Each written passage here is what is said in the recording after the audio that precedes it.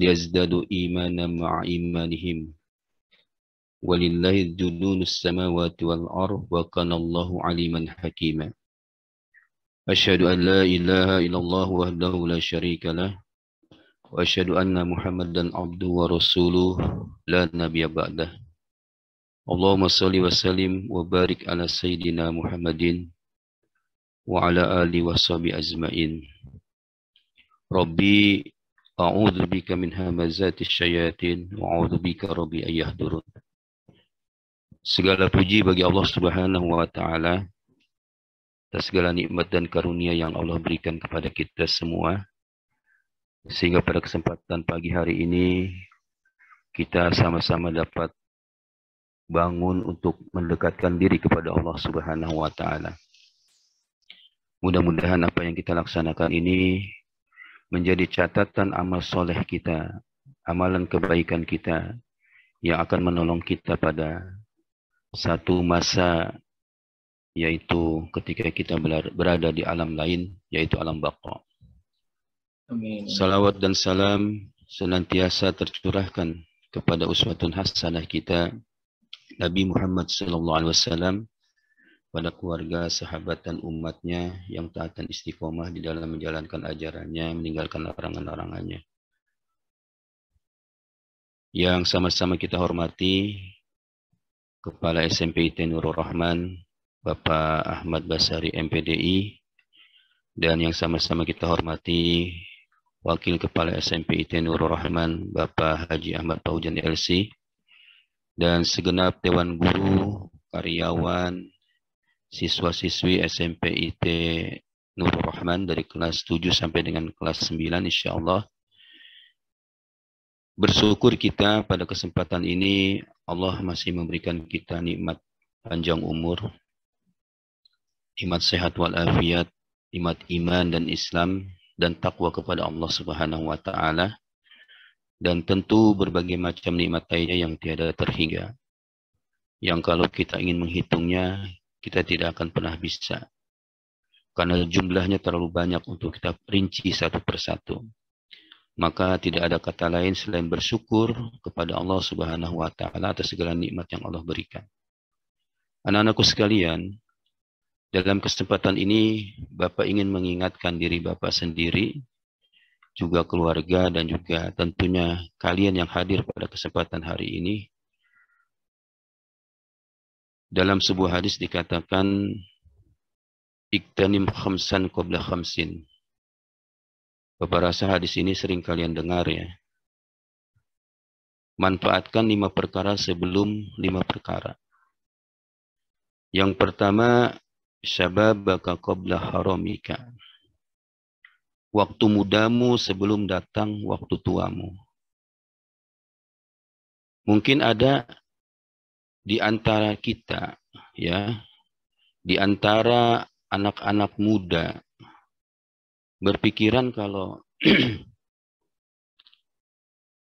ibadah tuh nanti aja gitu. Kalau sudah tua, ya, mendekatkan diri kepada Allah itu nanti saja kalau sudah tua, kalau sudah dewasa. Sekarang masih anak-anak, usia kita masih jauh, masih panjang. Padahal tidak ada jaminan sedikit pun bahwa umur kita itu akan sampai esok, lusa, dan seterusnya. Karena sesungguhnya kematian itu tidak membutuhkan tua dan tidak membutuhkan sakit. Maka Rasul mengingatkan kita, jaga muda sebelum masa tuamu. Dalam hadis yang lain dikatakan, sab'atun yuzilluhumullahu fi zillihi yawma la zilla illa zilluh. Ya, bahwa ada 7 golongan yang dinaungi Allah Subhanahu wa taala dalam naungannya pada hari di mana tidak ada naungan kecuali naungannya, yaitu salah satunya adalah wasyabun nasya'a bi ibadatillah. Seorang pemuda yang tumbuh kembang, besar dan dewasa dalam beribadah kepada Allah Subhanahu wa taala. Coba Jadi orang-orang yang tumbuh kembang, pemuda yang tumbuh kembang, ya, sampai dia dewasa dalam ketaatan kepada Allah Subhanahu wa taala. Taat kepada Allah Subhanahu wa taala semuanya include di dalamnya kepada diri sendiri dalam ibadah, ya.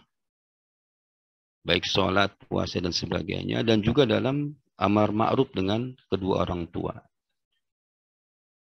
Dengan sahabat, dengan siapa saja.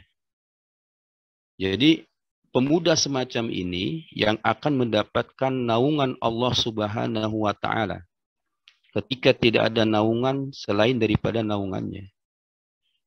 Masya Allah ya, nanti di padang mahsyar itu kita masing-masing hidup kita ya.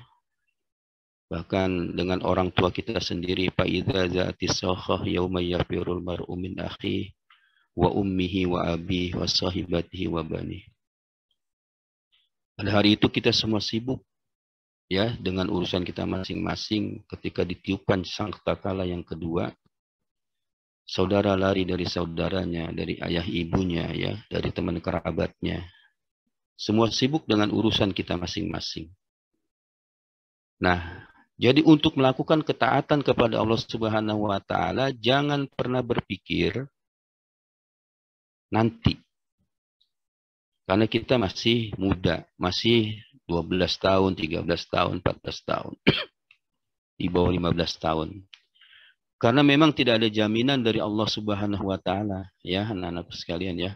Maka mulailah dari sekarang. Ketika usia kalian sudah memasuki balik, akil balik, maka di situ sudah berlaku pahala dan dosa buat diri kita, ya. Yang laki-laki sudah mimpi basah, yang perempuan sudah haid, maka di situ berlakulah, ya, pahala dan dosa. Oleh karenanya, jangan sampai ketika sudah akil balik ini, kita malah banyak melakukan dosa. Susah untuk disuruh sholat, ya. Susah untuk disuruh belajar. Susah untuk disuruh melakukan kebaikan. Terpaku dengan HP, ya. Terpaku dengan main game dan sebagainya. Bapak ingin memberikan sebuah contoh kepada kalian. Bahwa di zaman Rasulullah, ada seorang pemuda yang bernama Sa'ad bin Abi Waqqas, ya, yang masuk Islam ketika umur 17 tahun. Nah, Sa'ad ini adalah orang pertama yang melepaskan anak panah di jalan Allah dalam usia muda. Bahkan ia ditunjuk menjadi seorang panglima kaum muslim di Irak dalam perang melawan Persia pada masa Khalifah Umar bin Khattab. Jadi Sa'ad bin Abi Waqqas ini masih sangat muda usianya, sudah ditunjuk jadi panglima, pimpinan perang. Ya, karena kapasitasnya sebagai pemuda yang tangguh luar biasa. Yang dilawan itu Persia. Karena pada masa itu ada dua kekuatan, Persia dan Roma. Kalau sekarang ya ibaratnya Amerika gitu ya, dengan Cina, dulu dengan Rusia. Melawan kekuatan besar, ya, seorang panglima yang masih berusia 17 tahun, ya. Kalau kelas 9 sekarang 15 tahun, ya. Mungkin usia-usia SMA kelas 11 atau kelas 10 gitu ya. Nah, ini pemuda yang sangat luar biasa. Maka dikatakan sababaka qabla haramika. Jagalah waktu mudamu sebelum masa tuamu. Kalau masih muda, Masya Allah, nih Pak Wahid masih muda. Ya, Pak Dede masih muda. Itu mau ngapain aja enak. Ya, pegang apa bisa kenceng gitu ya. Makan apa aja masih enak. Tapi kalau sudah kayak Pak Fauzi, Pak Basyari, Pak Junaidi, mungkin sebagian giginya itu sudah ada yang copot gitu ya. Kalau bahasa kampungnya oyak gitu ya, goyang-goyang. Jadi kalau mau makan itu ya harus pilih-pilih makanan yang empuk-empuk gitu ya. Kalau masih muda, Masya Allah. Main futsal luar biasa. Tapi kalau sudah usia Bapak 50 tahun, Pak Basari mungkin sekarang 54 atau 55 tahun ya. Itu untuk olahraga itu sudah nggak bisa maksimal lagi. Dan semakin tua, kita akan semakin rentak. Makanya kata Ali bin Abi Thalib, dikatakan, dunia akan meninggalkan kamu, akhirat akan mendekati kamu. Jadilah kalian anak-anak dunia. Jadilah kalian anak-anak akhirat. Jangan jadi anak dunia. Gitu ya. Jadi dunia akan menjauh dari kita. Pasti itu pelan-pelan. Orang kalau sudah dijatah umurnya 70 tahun, sekarang umpamanya 50 tahun, berarti tinggal 20 tahun. Kalau 70 tahun ya. Kemudian Ali melanjutkan, dunia ini adalah tempat beramal. Bukan tempat perhitungan, bukan tempat hisab, bukan tempat muhasab, bukan introspeksi, bukan tempat hitungan ya, maksudnya ya. Tetapi akhirat nanti adalah sebagai tempat perhitungan, bukan tempat beramal. Oleh karenanya anak-anakku sekalian, beramalnya itu di dunia. Kalau sudah nanti di akhirat kita akan menyesal. Saya sampai jam berapa Pak Piki? Jam 4.35 Pak. Alhamdulillah. Ini sampai azan ya, sampai azan. Ya, azan jam 3.41. Iya, terima kasih Pak Piki. Jadi mumpung masih muda, ya, hendaknya kalian bisa membuat prestasi-prestasi, ya, baik untuk keduniaan maupun untuk akhirat. Jadi jangan menunggu masa tua. Bisa, ya, bisa insya Allah. Gitu ya. Jadi itu contoh ya Sa'ad bin Abi Waqqas. Ada lagi Usama bin Zaid dalam usia 18 tahun ya, juga memimpin pasukan yang di dalamnya ada sahabat-sahabat ternama seperti Abu Bakar, Umar bin Khattab ya, yang berhasil mengarahkan tentara Romawi. Bayangkan 18 tahun ya, bisa mengalahkan pasukan Romawi. Usama bin Zaid ini. Kalau Sa'ad bin Abi Waqqas tadi ya memimpin pasukan muslim melawan Persia. Nah, untuk Usama bin Zaid ini memimpin pasukan yang di dalamnya ada Abu Bakar dan Umar bin Khattab dan mengalahkan tentara Romawi. Khalifah loh itu yang dipimpin ya. Khulafaur Rasyidin, sahabat Rasul yang 4. Dalam usia 18 tahun, Masya Allah. Makanya pokoknya kalau masih muda mah enak dah, pokoknya mau ngapa-ngapain aja enak ya. Semangatnya masih tinggi, tenaganya masih full ya. Maka nah, sebagai pemuda muslim apa yang kita lakukan? Ya paling tidak kita sekarang ini bisa menyenangkan orang tua kita gitu ya. Karena kalian adalah nanti menjadi pasukan-pasukan Allah gitu ya. Jadi pasukan Allah kan tidak harus berperang ya, bisa menegakkan dengan berbagai macam hal. Ya. Kamu berjalan saja dari rumah ke masjid itu dakwah. Ya. Secara tidak langsung kalau 100 meter ya kamu berjalan dari rumah ke masjid itu sama kamu seperti mencontohkan orang lain untuk berjamaah, sama seperti mengajak orang lain untuk salat berjamaah. Karena itu juga perjuangan kan? Ya, menghidupkan sunnah Rasulullah juga perjuangan. Jadi bayangkan ya, seorang pemuda umur 18 tahun.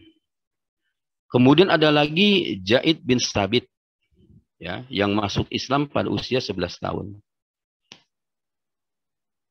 Pada masa perang Badar dan Uhud dengan semangatnya Zaid memohon kepada Rasulullah untuk diizinkan berperang. Namun ditolak ya, ditolak oleh Rasulullah karena masih terlalu kecil ya. Tuh Kalau nggak salah perangnya perang Khandaq. Kemudian karena kecerdasannya, Zaid bin Sabit ini ya dipercaya oleh Rasulullah ya untuk sebagai penulis wahyu. Bahkan ia mampu menguasai berbagai macam bahasa dalam waktu yang singkat. Pada masa Khalifah Abu Bakar, ya, dia ditunjuk untuk menghimpun ayat-ayat Al-Quran, ya, cikal bakal Al-Quran yang sekarang kita pegang, yang sekarang kita baca, ya, itu atas jasa daripada Zaid bin Sabit yang dipercaya oleh Rasulullah untuk ya menjadi penulis wahyu, dan di masa Khalifah Abu Bakar ya dia ditunjuk untuk menghimpun, mengumpulkan ayat-ayat Al-Quran. Masya Allah, ini pemuda ya umur 11 tahun datang kepada Rasulullah. 11 tahun itu kalau sekolah sekarang masuk SD kelas 1 itu 7 tahun. 7, 8, 9, 10 baru kelas 4. Coba, anak usia kelas 4 minta ikut perang. Ya. Bayangkan itu ya, Masya Allah. Makanya anak-anakku sekalian, ketika kita mempelajari sejarah-sejarah tentang sahabat Rasulullah itu, akan timbul giroh, akan timbul semangat kita untuk mencontoh mereka. Dan kita sesuaikan dengan konteks kekinian di masa kalian. Ya, mungkin kita udah nggak ada lagi jadi pasukan perang segala macam karena ada tentara ya, kecuali nanti ada wajib militer gitu ya. Tapi apa jihad kita sekarang ini? Jihad kita sekarang ini kita kaitkan dengan menuntut ilmu umpamanya, belajar, ya, agar kapasitas kita bisa semakin meningkat. Jadi kata Rasulullah, sababaka qabla haramika. Kemudian yang kedua, Rasulullah mengingatkan kita agar ya kita menjaga masa sehat kita sebelum datang sakit kita. Wasihataka qabla saqamika. Coba deh kalau sakit. Apa sih yang kita rasakan? Semuanya nggak ada yang enak. Maka nikmat sehat itu sangat luar biasa, ya. Dan jangan sampai kita abaikan. Jaga kesehatan kita, jangan banyak bergadang, jangan banyak main HP, yang mengakibatkan kita itu nanti akan mengalami kemunduran dalam kesehatan. Dalam hadis lain dikatakan, nikmatani magbubun bihima kasirum minan nas. Dua nikmat yang banyak manusia tertipu di dalamnya, yaitu as-sihatu wal faragu, ya, nikmat sehat dan waktu luang. Jadi jaga kesehatan kita, apalagi di masa pandemi seperti sekarang ini. Harus dijaga. Harus punya perasaan senang, gembira yang bisa menaikkan imunitas tubuh kita. Ya, jangan rusak dengan bahan-bahan yang berbahaya seperti rokok umpamanya. Rokok elektrik, ya. Ini kan sekarang ini banyak ya rokok-rokok elektrik itu. Ini jangan sampai ini, baik yang laki-laki maupun perempuan jangan sekali-kali pernah mencoba, karena dengan rokok itulah menjadi pintu masuk pertama seseorang itu akan mencoba narkoba. Jadi anak-anakku sekalian, Masya Allah ya, betapa kesehatan itu sangat mahal harganya. Orang yang ingin sehat, dia rela mengeluarkan uang berapa saja berobat untuk kesehatannya. Nah, kita yang diberikan kesehatan oleh Allah hendaknya dijaga. Jangan rusak ya paru-paru kita dengan asap rokok baik elektrik maupun rokok yang dibakar. Bapak pernah ya datang ke rumah sakit jantung.